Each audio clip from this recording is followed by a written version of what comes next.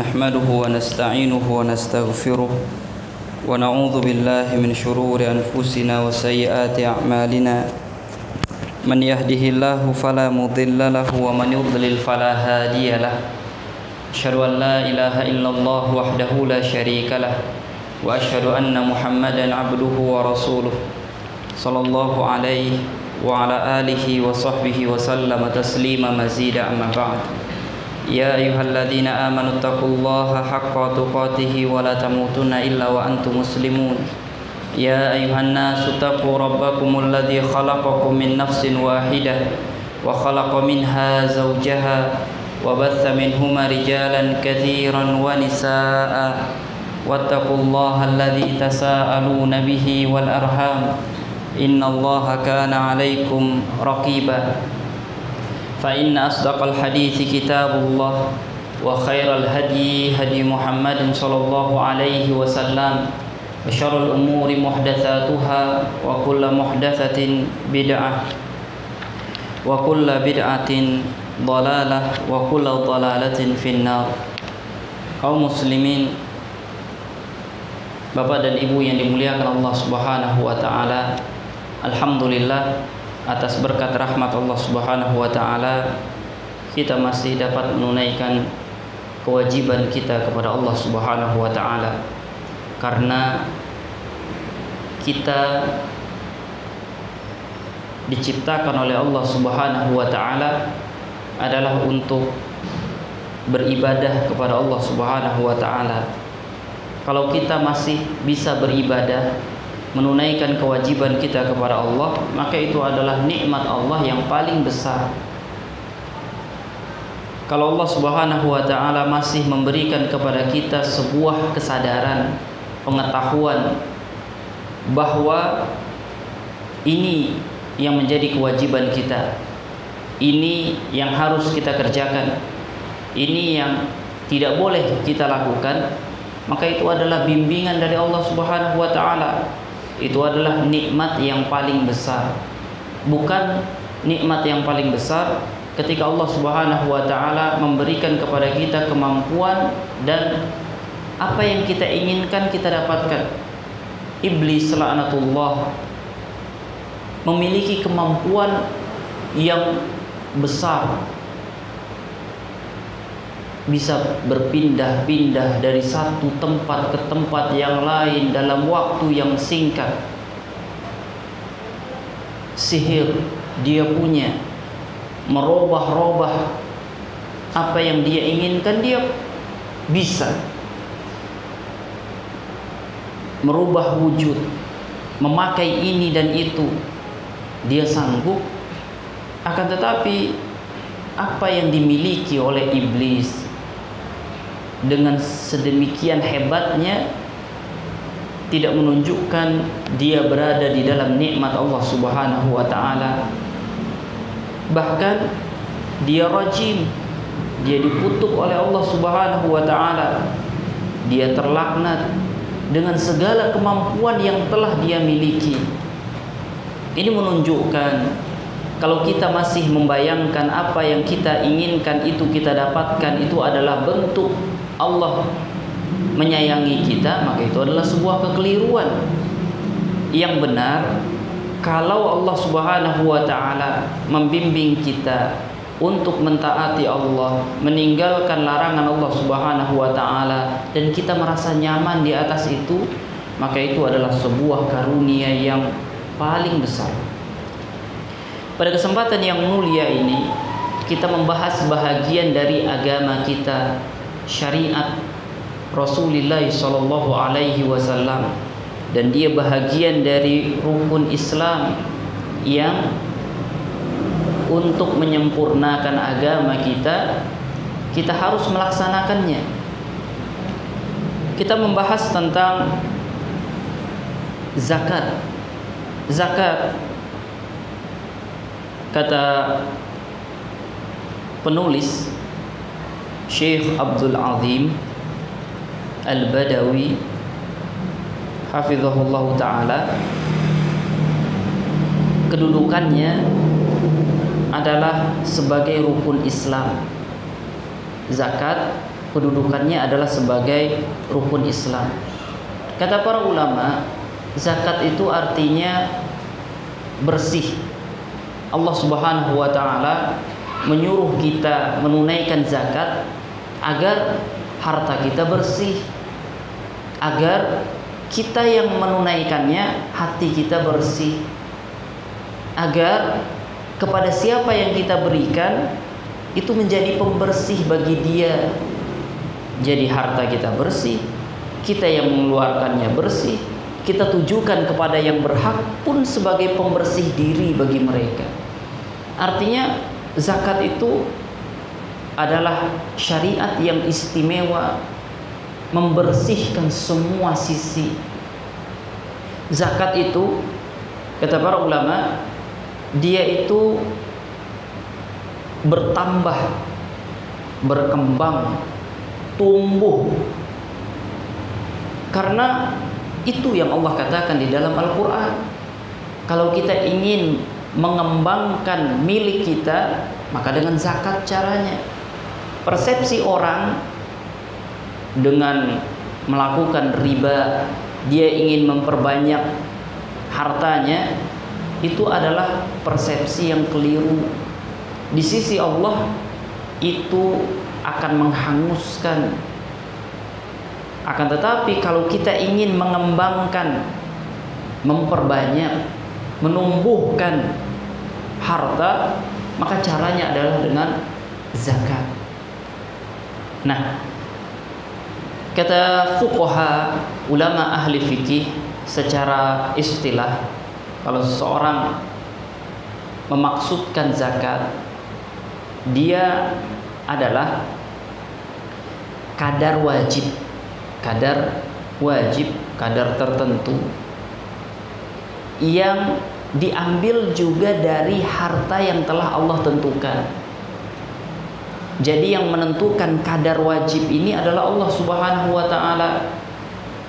Dari mana pun Allah Subhanahu wa taala yang menentukannya. Jadi kadar khusus, kadar yang telah ditentukan, diambil dari harta khusus, harta yang sudah ditentukan juga. Itu diberikan kepada kelompok khusus, diberikan kepada orang-orang yang telah ditentukan oleh Allah Subhanahu wa taala. Jadi zakat itu semua dari Allah Subhanahu wa taala. Tidak ada rekaan dari orang.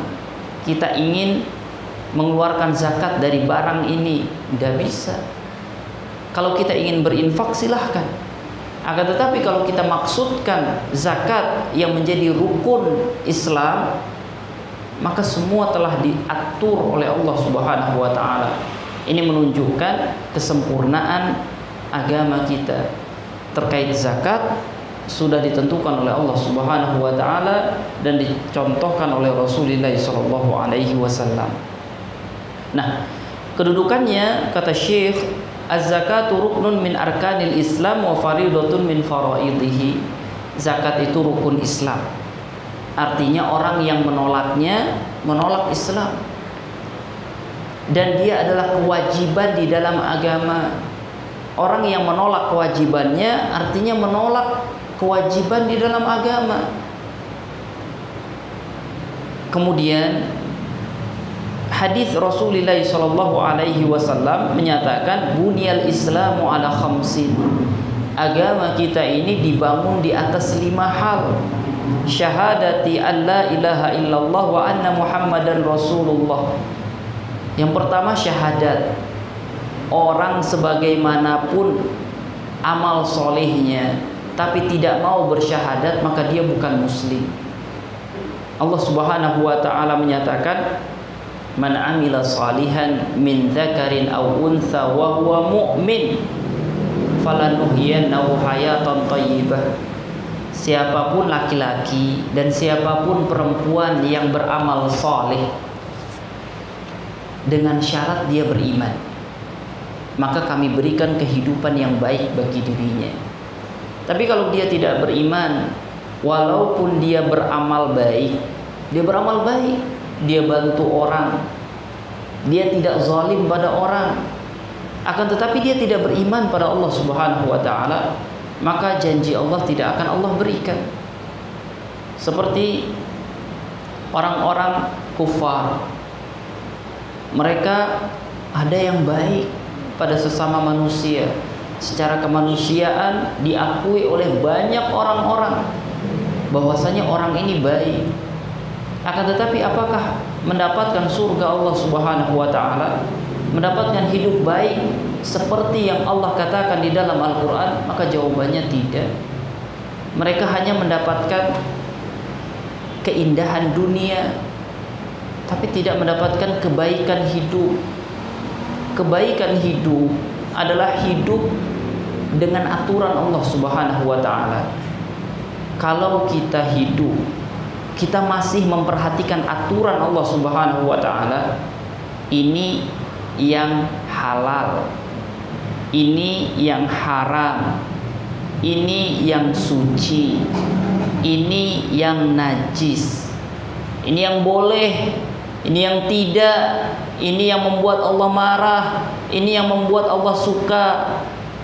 Dalam perbuatan kita masih itu yang menjadi pertimbangan, maka itu hidup baik, itu pertimbangan yang baik. Akan tetapi kalau hanya ini yang mewah, ini yang indah, ini yang bagus secara dunia, maka itu belum tentu hidup baik di sisi Allah Subhanahu wa taala. Itu namanya keindahan dunia, dan itu Allah berikan kepada orang kafir sekalipun. Terhadap orang Islam pun Allah beri. Akan tetapi sebagai orang yang beriman, yang kita inginkan bukan kemewahan, keindahan dunia. Yang kita inginkan adalah hidup baik di sisi Allah Subhanahu wa taala. Kemudian menegakkan sholat, menunaikan zakat, haji, dan saum. Ini adalah 5 rukun Islam. Dia adalah ilmu pertama yang harus dipelajari manusia. Jadi orang bila bertanya, saya baru masuk Islam, ilmu apa yang harus saya ketahui? Anak-anak ketika bertanya, saya sekarang berada di usia baligh, ilmu apa yang harus saya pelajari? Maka jawabannya adalah ilmu rukun Islam. Ilmu yang paling pertama harus kita pelajari, harus kita ketahui, harus kita ulang-ulang adalah ilmu rukun Islam, tentang syahadat kita. Baru masuk pada bagaimana kita sholat, bagaimana kita zakat, saum, haji. Ini yang pertama. Dan semua manusia wajib mengetahui apa yang wajib bagi dirinya tentang Allah Subhanahu wa taala. Apapun yang kita inginkan, kita harus mengetahui tentang Allah Subhanahu wa taala. Tentang sholat, apapun yang kita ingin dalami dari ilmu-ilmu, kita harus mempelajari bagaimana sholat. Kalau kita sudah berlebih harta, ya kita harus belajar tentang zakat, karena itu kewajiban kita. Kalau sudah datang Ramadan, maka kita harus belajar bagaimana saum, karena itu kewajiban kita. Kalau sudah tiba kesempatan haji, maka kita belajar bagaimana cara haji, karena itu kewajiban kita. Maka yang pertama kali harus orang atur untuk skala prioritas. Apa yang harus saya ketahui, apa yang harus saya pelajari, apa yang harus saya dengar, apa yang harus saya lihat, saya tonton adalah ilmu tentang kewajiban dia. Hari ini kita wajib ini, maka yang kita tonton itu bukan banyak menonton hal-hal yang bukan wajib untuk kita ketahui, sehingga padahal kewajiban masih banyak yang menunggu kita. Kemudian beliau menyatakan, waqad qurinat bis shalah fitnataini wa thamanina ayah. Dan dihubungkan oleh Allah Subhanahu wa taala di dalam Al-Qur'an antara salat dengan zakat itu pada ayat yang banyak, 82 ayat lebih kurang, 82 ayat Allah hubungkan antara salat dan zakat. Wa aqimus shalah wa atuz zakat. Dirikan salat, tunaikan zakat. Dirikan, tegakkan salat, tunaikan zakat.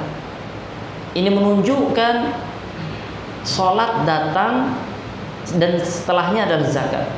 Menunjukkan zakat datang setelah salat.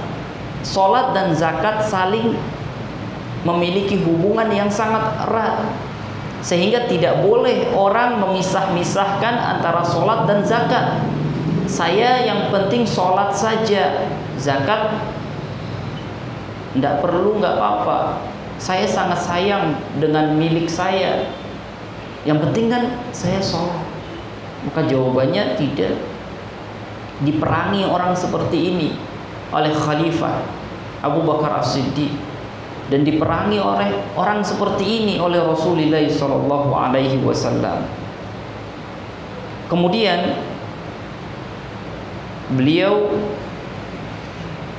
menyebutkan permasalahan at-targhib fi adaiha, motivasi agar kita menunaikan zakat. Pembahasan ini mengulang dari pembahasan yang memang sudah pernah dibahas di majelis yang mulia ini. Motivasi agar kita menunaikan zakat setelah kita tahu kedudukannya. Sebetulnya dengan kita mengetahui kedudukannya, maka ini cukup sebagai motivasi, karena dia adalah rukun Islam. Itu pun sudah cukup. Akan tetapi penulis menyebutkan motivasi yang lain. Firman Allah Subhanahu wa taala, "Khudh min amwalihim shadaqatan tutahhiruhum wa tuzakkihim biha." Allah Subhanahu wa taala menyuruh kepada nabinya yang mulia alaihi salatu wassalam, ambillah wahai nabi dari harta mereka sedekah wajib yang dikenal dengan istilah zakat. Tujuannya untuk membersihkan dan mensucikan mereka. Maka adanya syariat yang mulia ini, Allah ingin membersihkan kita, Allah ingin mensucikan kita. Sementara ini yang kita inginkan. Ini yang kita inginkan. Di antara doa Rasulullah SAW di dalam iftitah, Allahumma ghsilni bil ma'i wal thalji wal barad. Ya Allah, bersihkan saya, basuh saya, mandikan saya, cuci saya. Kita meminta kepada Allah Subhanahu wa taala agar diri kita dibersihkan. Maka zakat itu cara membersihkan diri.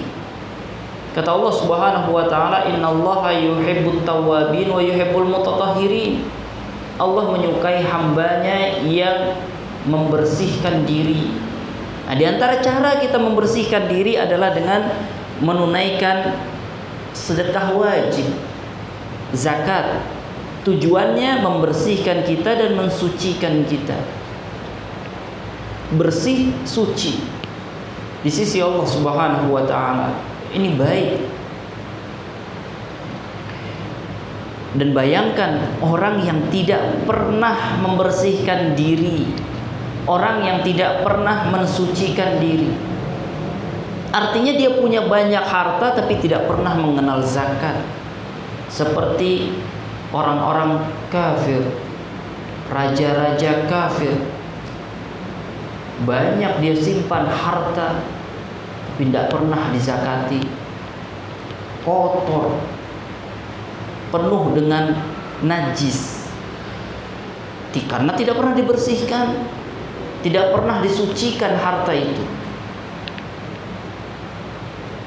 Kotor hatinya, dirinya, kotor hartanya. Wa qala ta'ala, "Wa ma ataitum min riban liyarbu fi amwalin nas fala yarbu indallah wa ma ataitum min zakatin turiduna wajhallah faulaika humul mud'ifun. Di antara manfaatnya kalau kita melakukannya, berkembang biak harta kita, tumbuh kembang. Karena Allah mengatakan, apa yang kalian ribakan agar harta itu bertambah, tidak akan bertambah di sisi Allah Subhanahu wa taala. Akan tetapi apa yang kalian keluarkan zakatnya, kalian zakati harta itu, maka itulah yang akan berkembang, tumbuh di sisi Allah Subhanahu wa taala. Jadi Allah menginginkan harta kita tumbuh berkembang.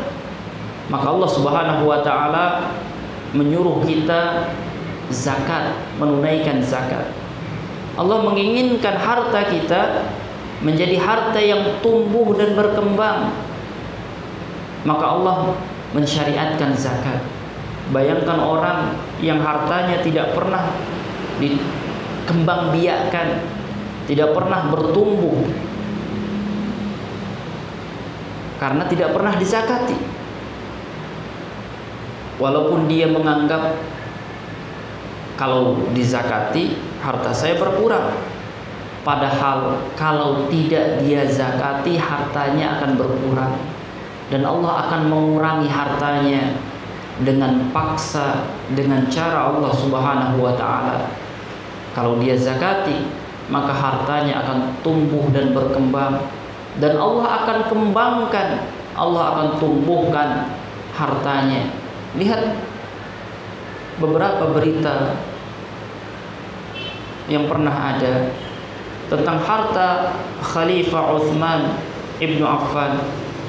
Dikatakan ini adalah harta Utsman, orangnya telah tiada, akan tetapi hartanya masih disebut ini harta Utsman, dan masih ada hartanya dan terus berkembang. Ini adalah harta milik Utsman, dan terus disedekahkan harta milik Utsman bin Affan.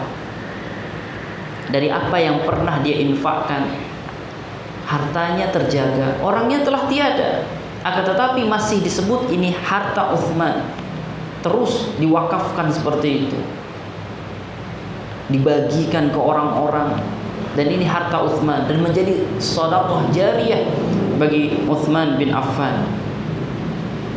Ini menunjukkan Allah mengembangbiakkan harta yang orangnya memang senang melakukan zakat, orangnya memang senang melakukan sedekah.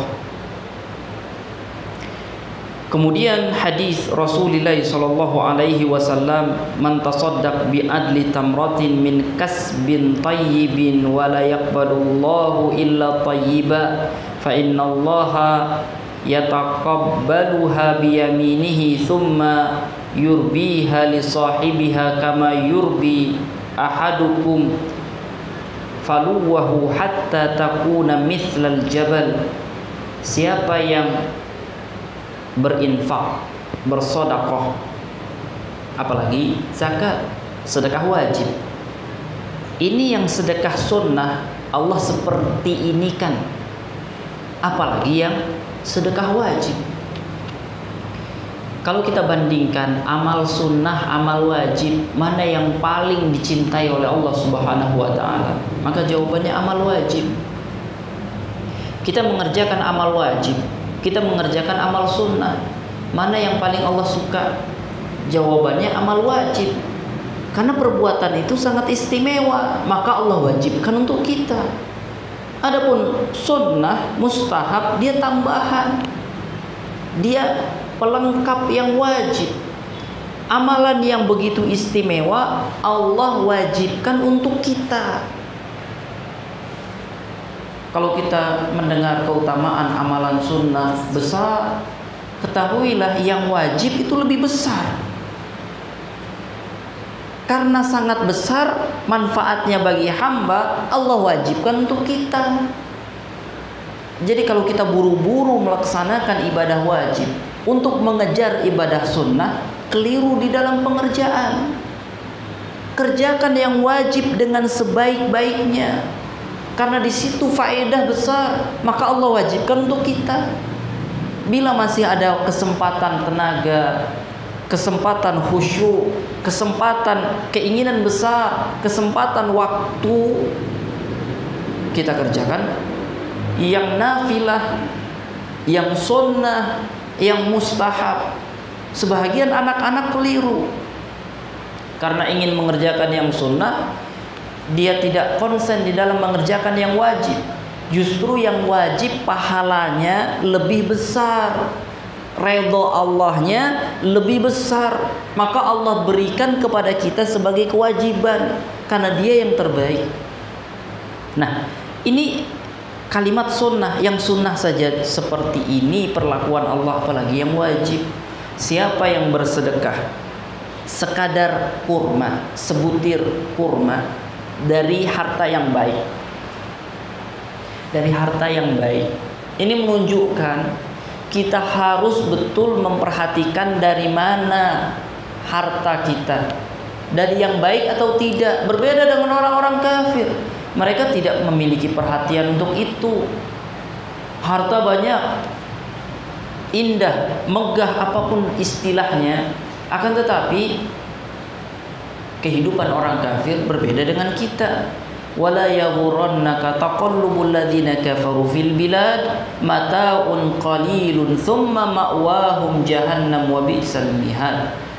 Jangan membuat kalian terlalu terpesona, terlalu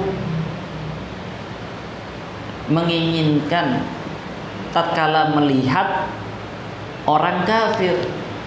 Orang kafir kesana kemari, berpindah-pindah dari satu tempat ke tempat yang lainnya, bercerita, menunjukkan gambarnya. Saya ada di sini, saya ada di sini, bersama keindahan negeri ini, bersama keindahan negeri itu.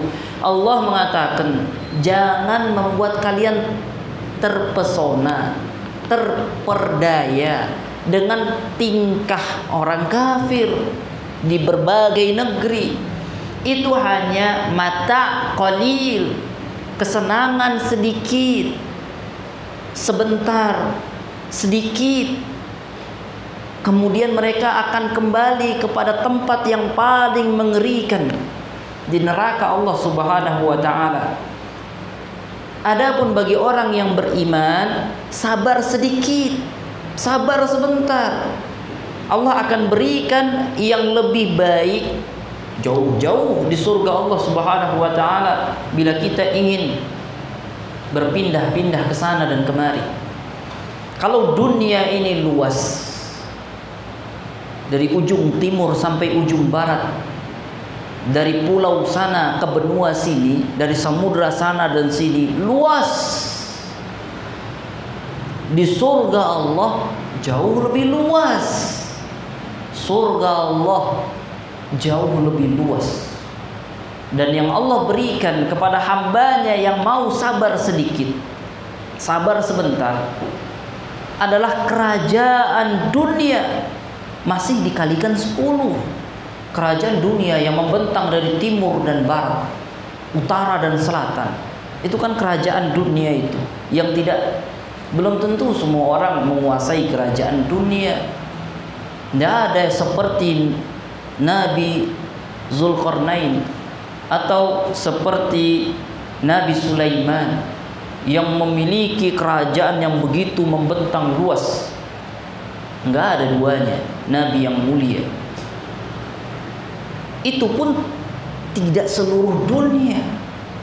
Sementara yang Allah berikan kepada hambanya di surga adalah kerajaan dunia ini, masih dikalikan 10.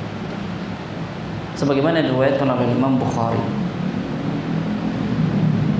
Nah, kita berbeda dengan orang kafir. Kita sabar sedikit di dunia, sabar sebentar. Allah menerima dari yang baik.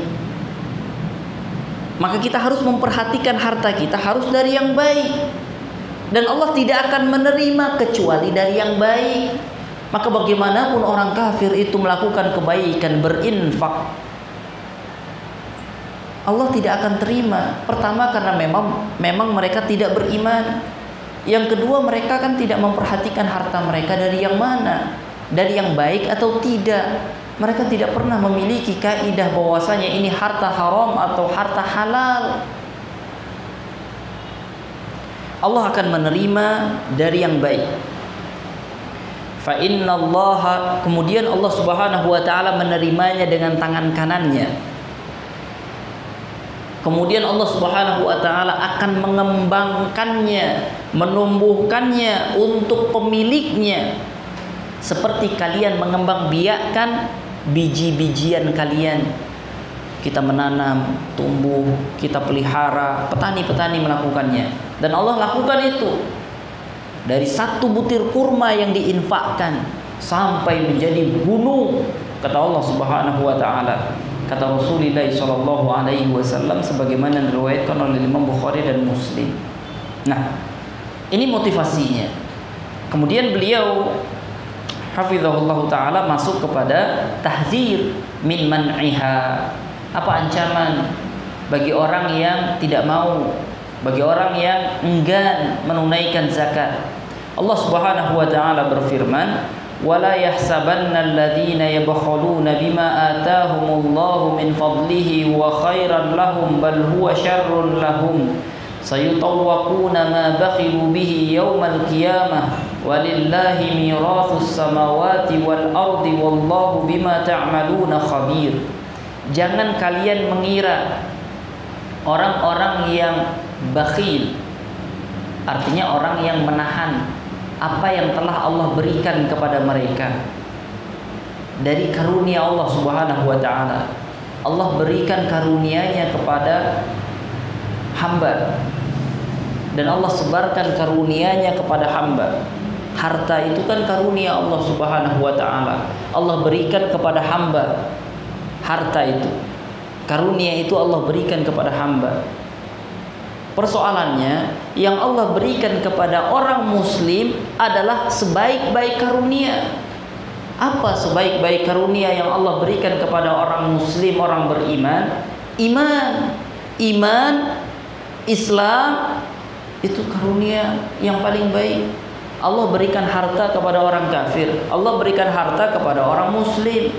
Akan tetapi orang muslim mendapatkan sesuatu yang lebih baik daripada harta yang Allah berikan. Iman, Islam, itu kunci surga Allah Subhanahu wa taala, di mana seluruh harta para raja-raja kafir bila disatukan tidak mampu membayar kunci surga Allah Subhanahu wa taala. Allah berikan kunci surga kepada orang beriman, dan itu lebih baik, lebih mahal, lebih istimewa, dan itu harus disadari. Kalau kita tidak mensyukuri nikmat Allah Subhanahu wa taala yang satu ini, maka kita menjadi orang yang kufur nikmat. Apa yang Allah berikan kepada orang beriman, kepada orang muslim, itu lebih banyak, itu lebih baik dari apa yang Allah berikan karunia-Nya kepada orang-orang kafir. Karena mereka tidak tahu apa itu Allah, mereka tidak tahu apa itu sholat, mereka tidak tahu kanzun min kunuzil jannah, harta benda surga mereka tidak tahu. La haula wala quwwata illa billah. Maka jangan kita mengira apa yang dilakukan oleh orang-orang bakhil dari menahan harta mereka, tidak mau dizakati, itu baik untuk mereka. Kata Allah Subhanahu wa taala, mereka akan diazab lantaran perbuatan yang mereka lakukan. Sesungguhnya langit dan bumi beserta isinya, beserta hartanya dan pembendaharaan di dalamnya itu adalah milik Allah Subhanahu wa taala, seandainya mereka mengetahuinya. Dan Allah Subhanahu wa taala terhadap perbuatan mereka sangat teliti. Allah Maha mengetahui perbuatan hambanya. Artinya ancaman Allah adalah azab bagi orang yang tidak menunaikan zakat. Kemudian hadis Rasulullah sallallahu alaihi wasallam, man atahu Allahu malan falam yuaddi zakatahu مثل له يوم القيامة شجاعا أقرأ له زبيبتان يطوقه يوم القيامة ثم يأخذ بلهزمتيه يعني شدقيه ثم يقول أنا كنزك أنا مالك ثم تلا هذه الآية ولا يحسبن الذين يبخلون بما آتاهم الله من فضله. Kata Nabi yang mulia alaihi salatu wassalam, siapa yang Allah berikan harta namun tidak mau menunaikan zakatnya, maka pada hari kiamat harta itu akan Allah robah menjadi ular besar yang dililitkan di lehernya. Kemudian ular itu menggigit pipinya.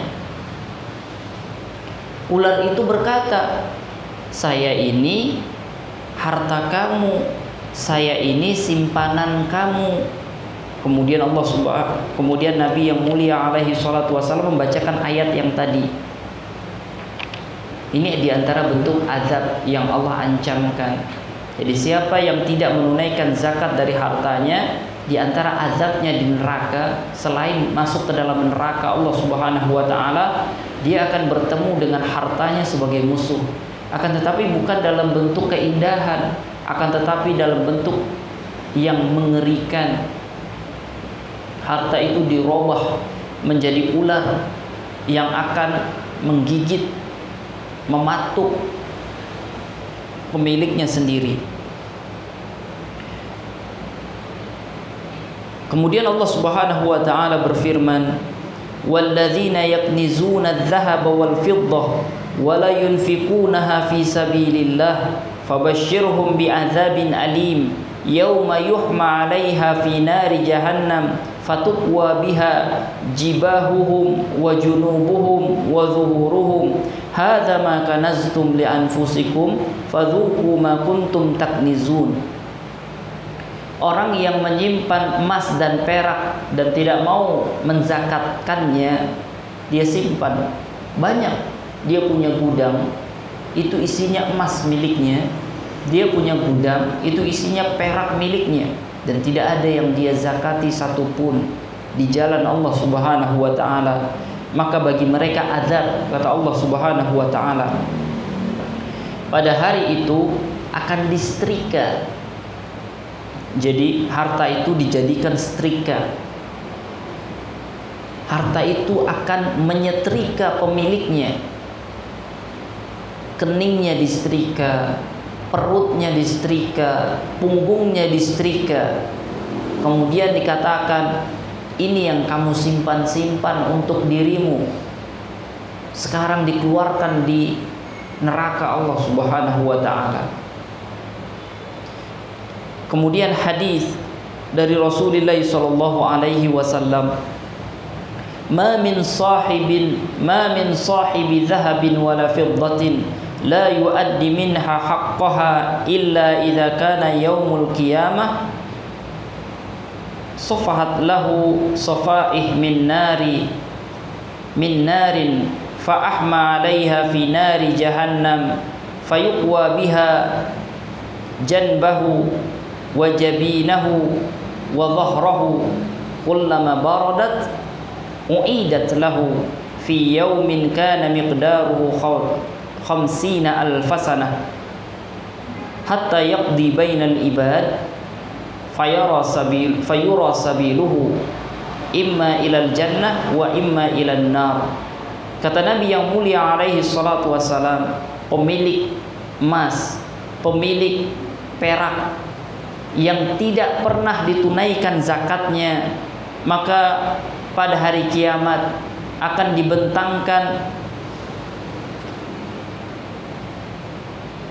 dibentangkan sebuah bentangan dari neraka Allah Subhanahu wa ta'ala.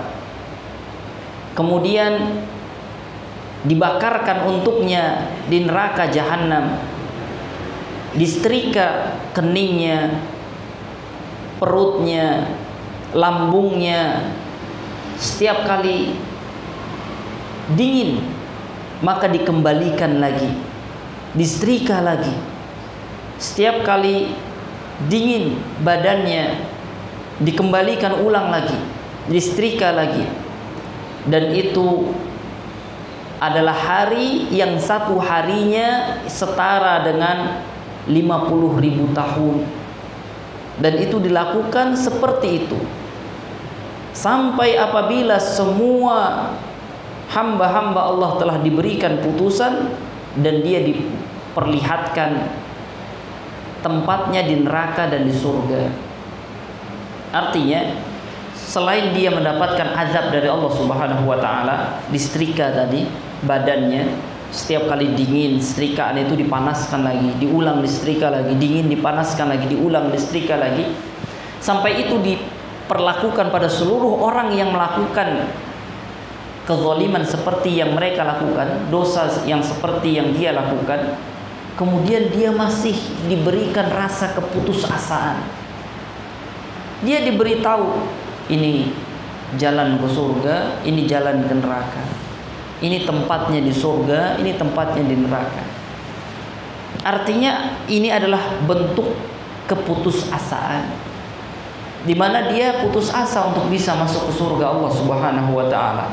Sakit di atas sakit. Karena di antara bentuk azab adalah orang yang putus asa. Orang yang diberikan gambaran, kalau seandainya kamu masuk surga, kamu dapatkan ini, tapi kamu gak masuk surga. Itu kan di antara bentuk azab.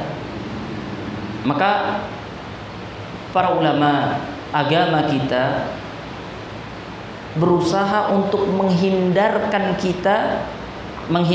kaum muslimin dari penyakit ini, dari bentuk azab seperti ini.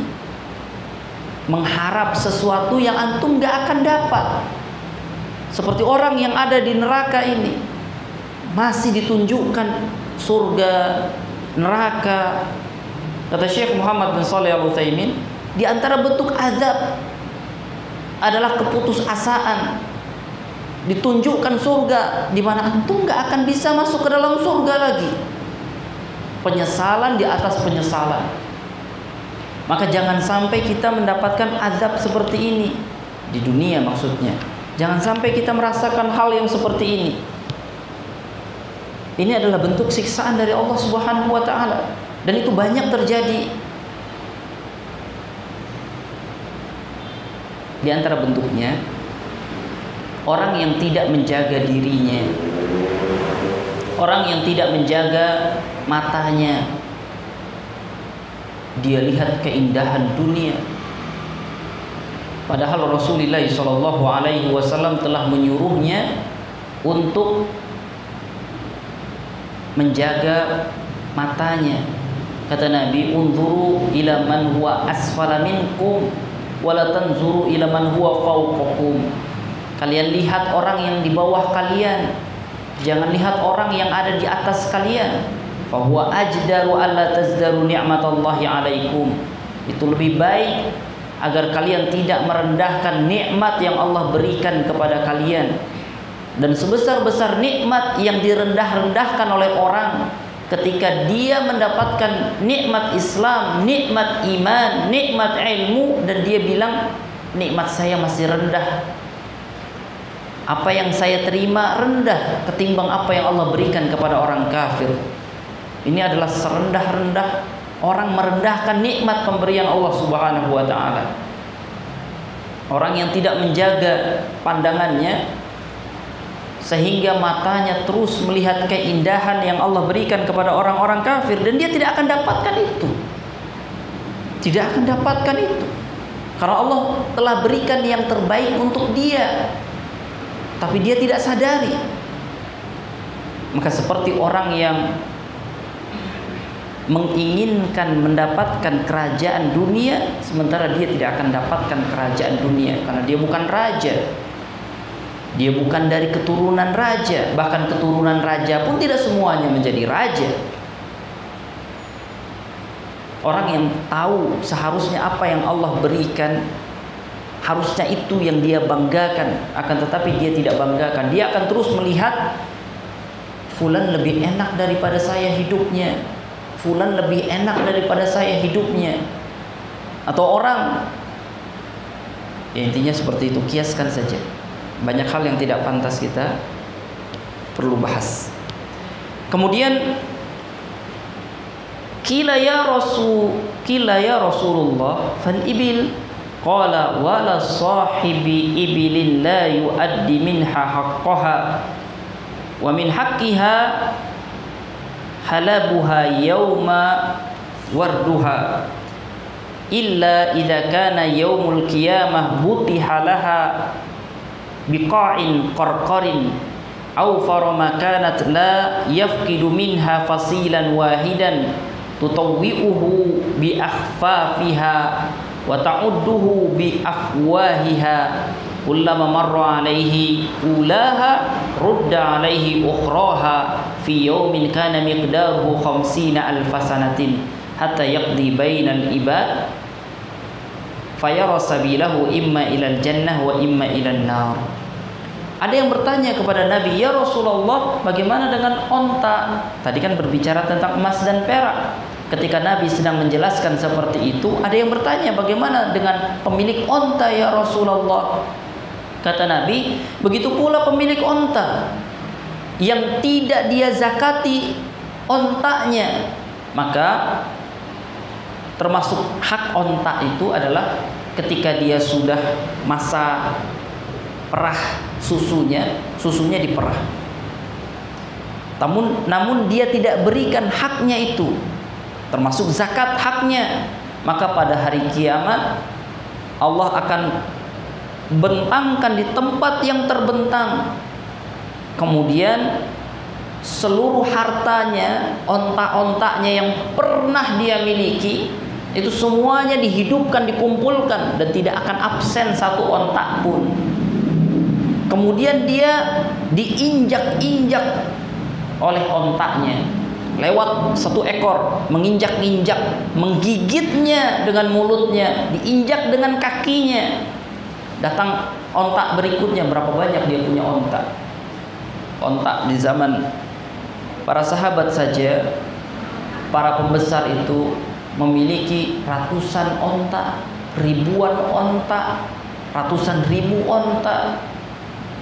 Itu milik satu orang. Nabi ketika membagi-bagikan harta di perang Hunain, itu ratusan buat Abu Sufyan, ratusan buat anaknya, banyak. Satu orang bisa memiliki banyak onta. Satu onta menginjak-injak, menggigit, lewat semua. Apabila telah selesai dari gerombolan onta yang pertama sampai akhir, akan diulang lagi oleh Allah Subhanahu wa taala. Bila selesai, diulang lagi oleh Allah Subhanahu wa taala. Terus seperti itu azab bagi mereka di neraka Allah Subhanahu wa taala pada hari, satu harinya sama dengan 50.000 tahun. Apabila telah selesai semua hamba-hamba yang dihukum seperti itu, mereka ditunjukkan dengan ini jalannya ke neraka, ini jalannya ke surga, kembali lagi penyesalan di atas penyesalan. Maka di antara azab Allah Subhanahu wa taala yang kita sebutkan tadi adalah orang menginginkan sesuatu yang tidak akan pernah dia dapatkan. Itu kan di antara azab yang Allah berikan kepada orang yang telah menuduh Sa'ad bin Abi Waqqas. Sa'ad bin Abi Waqqas dituduh macam-macam. Ketika beliau Sa'ad menjadi gubernur Hims, diperintahkan oleh Umar bin Khattab, diadukan bahwasanya Sa'ad begini dan begitu, padahal Sa'ad bin Abi Waqqas tidak melakukannya. Lalu Sa'ad berdoa, ya Allah, bila dia orang ini berdusta atas kesaksiannya, maka beri dia hukuman. Maka di antara hukuman Allah Subhanahu wa taala kan azab yang seperti ini. Di usia tuanya dia masih menginginkan hal yang tidak mungkin dia dapatkan. Kata sahabat, orang ini terkena doanya Sa'ad. Di usia tuanya dia selalu membuntuti anak gadis orang. Tua sana kemari ganggu orang. Itu di antara azab. Sekarang hukmu mani'iha, apa hukum bagi orang yang menolak zakat? Ini bahagian dari kita mengulang. Az-zakatu minal fara'idil lati ajma'at 'alaiha al-ummah washtaharat syuhrah ja'alatha min dururiyatid din bihaitsu law ankara wujubaha ahadun kharaja 'anil islam wa qutila kufran illa idza kana haditsu ahdin bil islam fa innahu yu'dzar bi jahlihil ahkam. Zakat itu termasuk kewajiban yang telah disepakati oleh umat, bukan hanya ulamanya, akan tetapi telah disepakati oleh umat Islam bahwa dia adalah kewajiban dan telah terkenal kewajibannya dan telah dijadikan sebagai sesuatu yang darurat di dalam agama ini. Tidak dapat tidak, semua orang tahu bahwa zakat itu kewajiban di dalam agama. Dari anak usia kecil sampai tua tahu rukun Islam, zakat diantaranya. Yang mana apabila ada yang mengingkari kewajibannya, maka dia bisa dikatakan kamu telah keluar dari Islam, kamu dapat dihukum. Dan hukuman bagi orang yang mengingkari kewajiban zakat adalah dibunuh sebagai orang kafir karena dia mengingkari rukun Islam. Kecuali memang orang yang baru mengenal Islam dan dia diberi uzur karena ketidaktahuannya terhadap hukum. Masih ada pengecualian. Kecuali orang yang baru mengenal Islam dan dia diberi uzur karena ketidaktahuannya terhadap hukum. Namun secara umum orang gak kenal zakat adalah sebuah kewajiban itu jarang terjadi. Akan tetapi tetap ada pengecualian dari setiap kasus.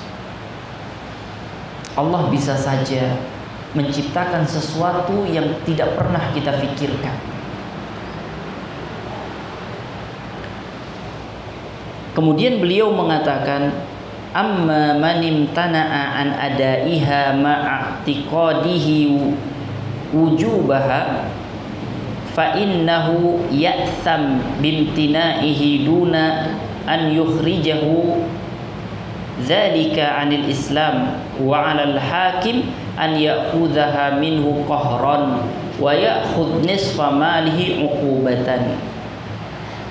Adapun orang yang pelit, memang tidak mau menunaikan zakat dan dia meyakini zakat itu wajib, akan tetapi dia pelit. Memang ada orang seperti ini, maka jawabannya ada. Ada orang yang tahu sholat itu wajib tapi malas mengerjakannya, ada. Ada orang tahu bahwasanya membunuh tidak boleh tapi dia marah dan dia membunuh, ada. Jadi pengetahuan itu tidak menjadi kepastian orang akan berjalan di atas ilmunya. Enggak. Banyak orang tahu jujur akan tetapi bohong. Banyak orang tahu amanah akan tetapi khianat. Ada orang tahu tapi melakukan hal seperti orang tidak tahu. Artinya selain kita membutuhkan hidayah ilmu, kita membutuhkan hidayah taufik dari Allah Subhanahu wa taala. Punya ilmu saja tidak cukup kalau tidak mendapatkan taufik dari Allah Subhanahu wa taala. Taufik itu adalah bimbingan Allah untuk kita bisa mengerjakan yang kita tahu. Kita bisa mengamalkan yang kita ketahui, itu taufik dari Allah Subhanahu wa taala. Kita bisa melaksanakan perintah Allah yang kita ketahui, itu taufik dari Allah Subhanahu wa taala. kita bisa meninggalkan sesuatu yang kita ketahui itu dilarang oleh Allah Subhanahu wa taala. Itu adalah taufik dari Allah Subhanahu wa taala. Sekadar tahu ini diperintahkan Allah, sekadar tahu ini dilarang oleh Allah Subhanahu wa taala, itu adalah ilmu. Belum cukup. Kita masih butuh taufik, hidayah dari Allah Subhanahu wa taala. Maka dari itu Nabi yang mulia alaihi salatu wassalam memintanya, Allahumma inni as'aluka hudan wat tuqa wal afafa wal ghina. Ya Allah, aku memohon kepadamu petunjuk, hidayah, ilmu dan ketakwaan, taufik dan kesucian atau kehormatan dan kecukupan. Nabi memintanya, maka kita pun harus memintanya. Tidak cukup kita meyakini alhamdulillah anak saya sudah berilmu, tapi tetap perlu didoakan agar dia bisa berjalan di atas ilmunya. Atau kita menyatakan alhamdulillah saya sudah berilmu, tapi tetap kita membutuhkan taufik dari Allah Subhanahu wa taala agar kita berjalan di atas ilmu. Nah, siapapun yang mengakui kewajiban zakat akan tetapi menolaknya karena pelit, bakhil, maka ini memang tidak mengeluarkannya dari Islam. Maka hakim harus mengambil paksa. Karena zakat itu hak harta. Kata Abu Bakar As-Siddiq radhiyallahu taala anhu, zakat itu hak harta. Maka seorang hakim harus mengambilnya secara paksa. Dan sebagai hukuman tambahan, setengah hartanya diambil lagi. Itu hukuman tambahan. Dan ini berdasarkan arahan dari Rasulullah sallallahu alaihi wasallam. Hukuman tambahan selain zakatnya diambil paksa, keluarkan zakatnya. Karena itu adalah hak fakir miskin dan orang yang membutuhkan di dalamnya. Dan hukumannya setengah hartanya diambil. Karena dia tidak mensyukuri nikmat Allah yang Allah berikan. Allah telah titipkan harta padanya, dia tidak syukuri, maka Allah pun berwenang untuk mengambil paksa setengah hartanya, sebagaimana yang Nabi perintahkan. Li hadisi Bahs ibni Hakim an abihi Hakim bin Hizam an jaddihi qala Sami'tu Rasulullah sallallahu alaihi wasallam yaqul fi kulli ibilin sa'imatin fi kulli arba'ina ibnatul labun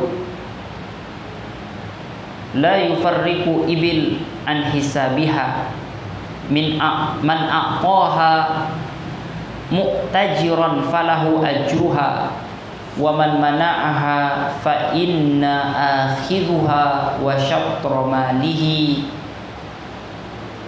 azmatan min azamati rabbina tabaraka wa ta'ala la yahillu li ali Muhammadin minha syai'un.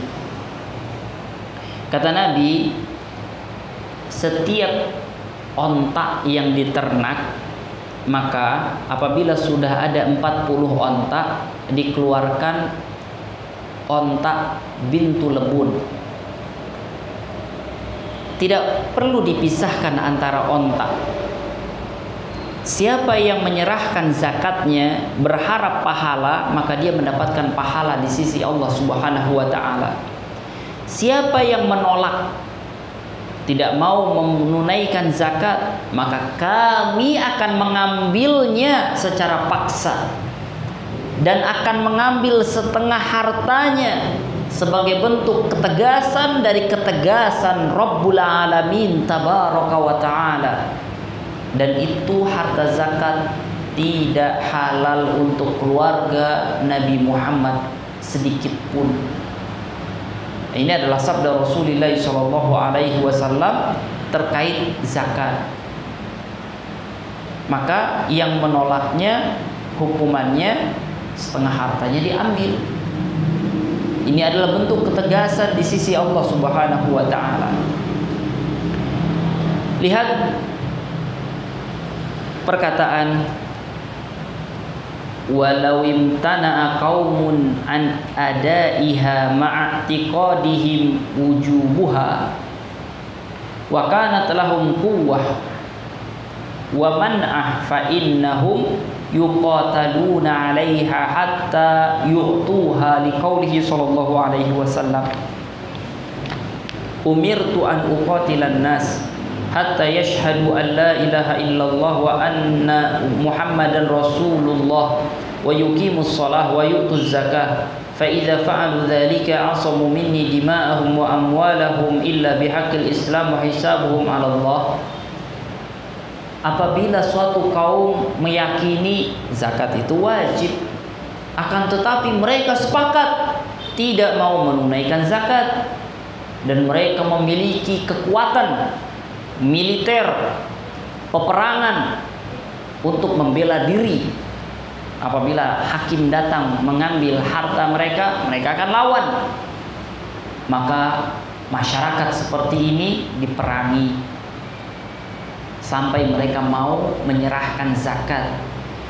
Karena sabda Nabi, aku diperintahkan oleh Allah untuk memerangi orang yang seperti ini, atau diperintahkan oleh Allah untuk memerangi manusia sampai mereka mau bersyahadat, sampai mereka mau mendirikan sholat, menunaikan zakat. Apabila mereka telah melakukannya, maka terlindunglah darah mereka, harta mereka, kecuali dengan hak-hak Islam yang mereka langgar lainnya, dan perhitungan amal mereka dikembalikan kepada Allah Subhanahu wa taala. Jadi kata Nabi, aku diperintahkan oleh Allah untuk memerangi orang-orang kafir sampai mereka mau bersyahadat. Dan ini berlaku sampai hari ini bagi kaum muslimin yang siap. Adapun yang tidak siap, maka tidak berlaku.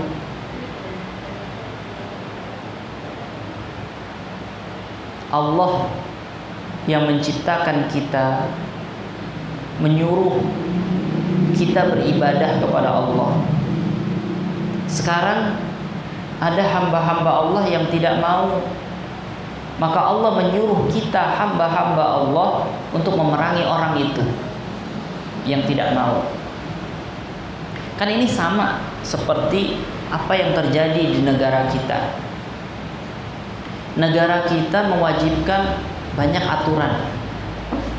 Sekarang ada masyarakat yang tidak mau menerima aturan. Maka apa yang dilakukan oleh negara? Negara mengerahkan tentara untuk menertibkan, baik itu Pol PP, polisi, atau TNI, dikerahkan untuk menertibkan masyarakat yang tidak mau tertib. Dan itu sah di dalam perundang-undangan negara, dan itu kita benarkan, kita iakan, kita maklumi. Begitu pula dengan Allah Subhanahu wa taala.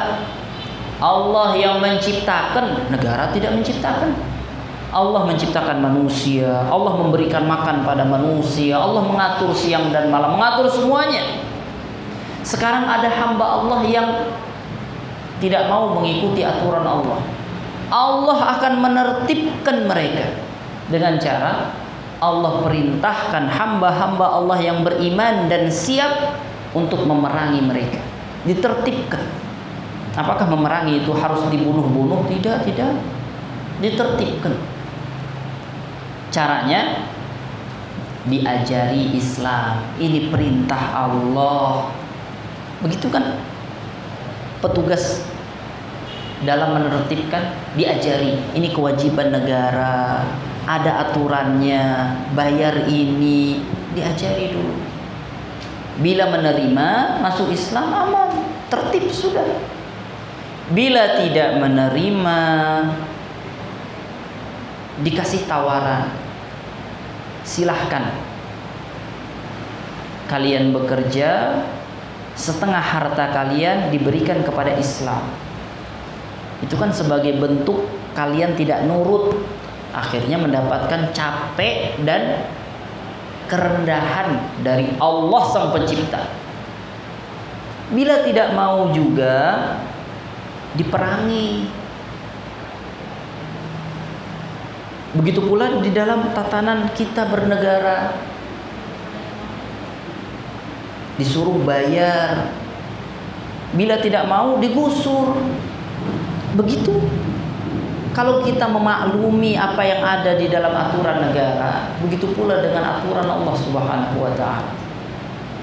Allah memiliki hak mengatur kehidupan, mengatur hamba-hamba Allah. Namun bila seluruh hamba tidak mau, semua hamba sepakat tidak mau di belahan bumi mana, tidak mau menunaikan perintah Allah, menertib, intinya nggak maulah. Baik itu yang mengaku beriman tidak mau, apalagi yang kafir. Maka Allah memiliki ayat, ya ayuhan nas man yartadda minkum an dini fasawfa ya'tillahu biqaumin yuhibbuhum wa yuhibbuna. Wahai manusia, seandainya kalian semua murtad dari agama Allah, Allah ciptakan kaum yang lain.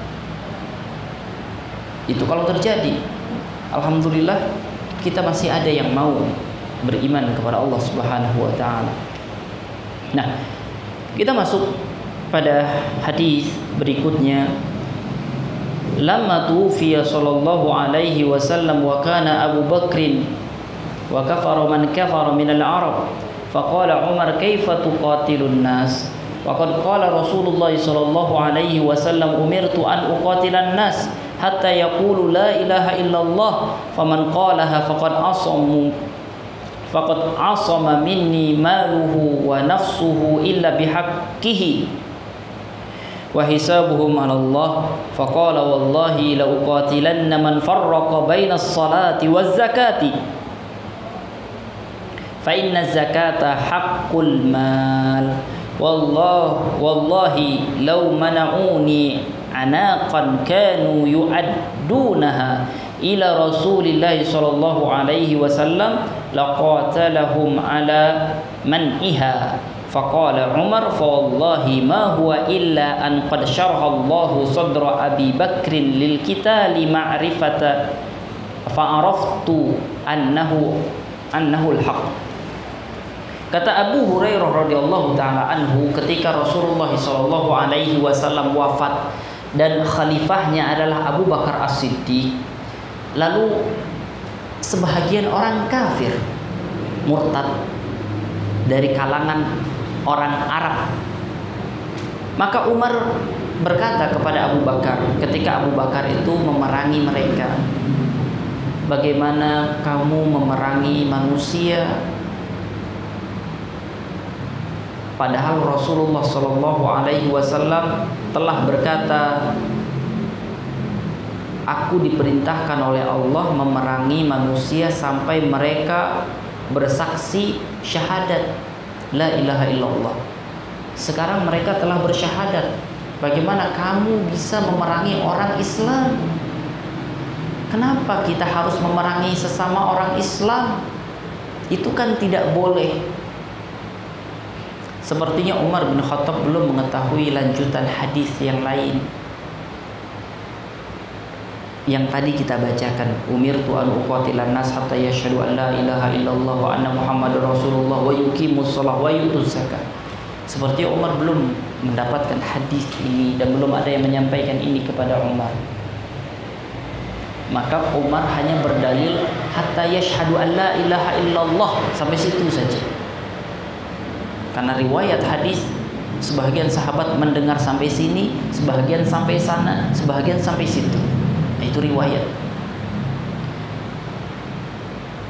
Kata Umar, faman qalaha faqad asama minni maluhu wa nafsuhu illa bihaqqihi. Kata Nabi, siapa yang telah mengucapkan syahadat, maka terjaga darahnya, terjaga hartanya, kecuali dengan haknya. Tapi apa kata Abu Bakar? Demi Allah, aku akan tetap memerangi orang yang membeda-bedakan sholat dengan zakat. Karena zakat adalah hak harta. Nah, ini kata Abu Bakar, zakat itu hak harta. Siapa yang membeda-bedakan, saya yang penting sholat, nggak mau bayar zakat, tetap akan saya perangi, kata Abu Bakar. Demi Allah, seandainya mereka menghalang-halangi saya mengambil hak harta, walaupun itu anak kambing yang dulu mereka tunaikan kepada Rasulullah SAW, maka akan saya perangi mereka, karena mereka telah menghalang-halangi itu. Maka Umar berkata, demi Allah, saya melihat Allah telah melapangkan hati Abu Bakar, dan saya tahu Abu Bakar di atas kebenaran. Jadi Umar tahu bahwasanya pendapat Abu Bakar itu benar. Setelah berdiskusi, akhirnya Umar juga lapang hatinya untuk ikut memerangi orang yang menghalang-halangi zakat. Jadi siapapun yang menghalang-halangi zakat, dia diperangi, hartanya diambil paksa. Kalau melawan diperangi. Kalau meyakini tidak wajib, maka dia kafir, keluar dari Islam. Nah, alaman tajib, atas siapa zakat itu wajib? Tajibu ala kulli muslimin hurrin malikin lin nisab idza halal haul ala ma yamlik minal mal siwa zar' fa innahu tajibu zakatu fihi yawma hasadihi idza balagha nisab. Qala ta'ala wa atu haqqahu yawma hasadihi. Zakat itu wajib bagi setiap muslim merdeka, memiliki nisab, berlaku setahun, kecuali zakat pertanian, karena tidak ada kata-kata berlaku setahun. Setiap kali panen maka wajib ditunaikan zakatnya. Jadi zakat itu wajib bagi setiap muslim. Kalau kafir, kafir tidak wajib zakat. Orang kafir bayar pajak, bayar jizyah. Orang Islam tidak bayar pajak, dia bayar zakat. Ini dalam tatanan Islam. Hur, orang yang merdeka. Budak, budak tidak wajib bayar zakat, karena budak tidak memiliki harta. Budak dan harta bawaannya milik yang punya. Jadi zakat itu wajib bagi orang merdeka, karena dialah yang memiliki harta dan memiliki nisab. Nisab itu kadar wajib zakat. Allah telah menentukan kadar wajib zakat bagi setiap jenis-jenis yang harus dizakati. Maka dari itu zakat kita sebut sebagai kadar wajib, kadar khusus dari jenis khusus, dari jenis yang wajib dizakati, dan diserahkan kepada orang khusus yang telah diwajibkan oleh Allah Subhanahu wa taala menerimanya, yang telah ditentukan ini harus menerima zakat. Dan nisab itu dimiliki selama setahun. Kalau belum genap setahun, belum wajib zakatnya. Saya sudah mendapatkan nisab, sudah memiliki nisab, tapi baru 10 bulan. Sudah wajib zakat? Belum. Mungkin pada bulan ke-11 habis.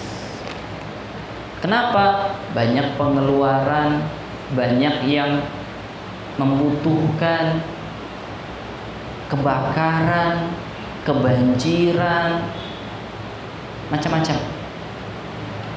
zakat itu bila sudah dimiliki setahun maka baru wajib. Tapi bolehkah ditunaikan sebelum setahun? Jawabannya boleh bila dibutuhkan. Seperti saat itu kelaparan, dia tunaikan zakatnya, silahkan. Di musim kelaparan orang membutuhkan. Kalau dia tidak keluarkan sebagai zakat, saya keluarkan sebagai sedekah, silahkan. Dihabiskan hartanya itu sebagai sedekah membantu orang.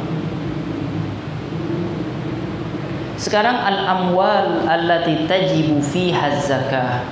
Harta-harta apa saja yang harus dizakati? Tajibu zakah fin naqdain waz-zuru' wath-thimar wal mawashi war-rikaz. Wajib zakat pada emas dan perak,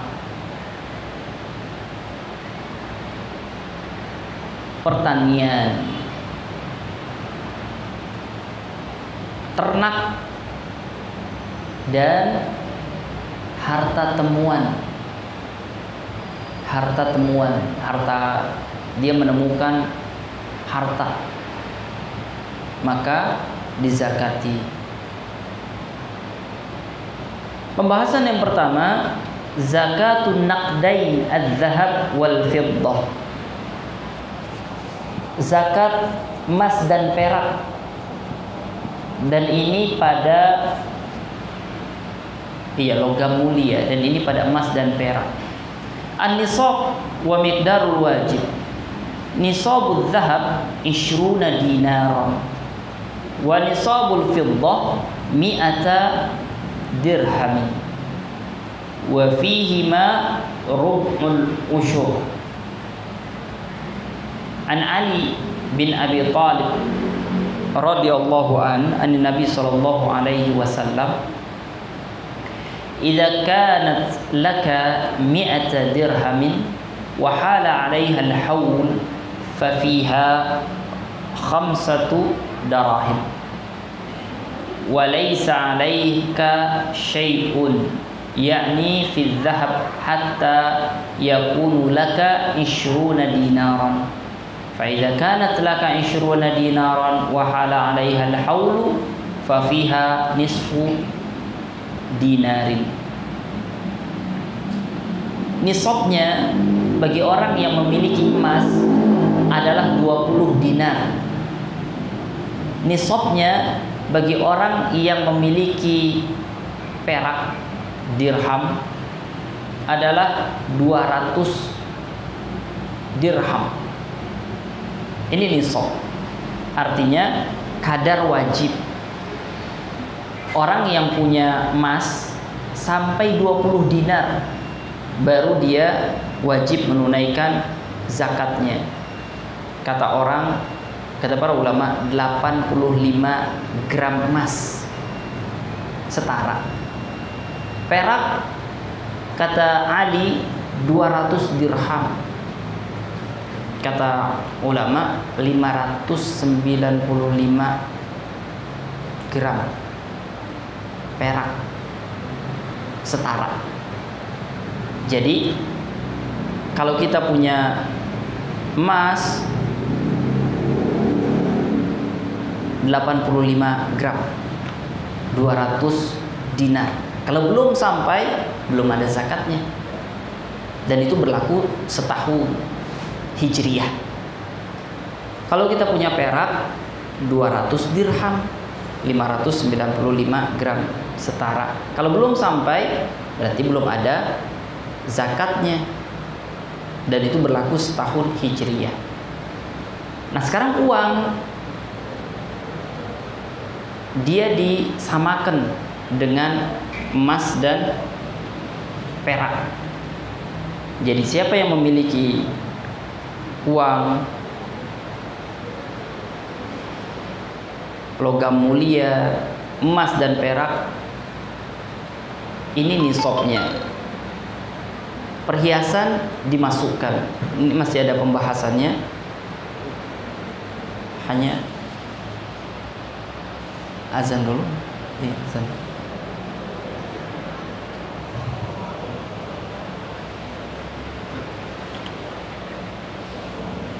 dan kita akan berlanjut. Subhanakallahumma wa bihamdika asyhadu an la ilaha illa anta astaghfiruka wa atubu ilaik.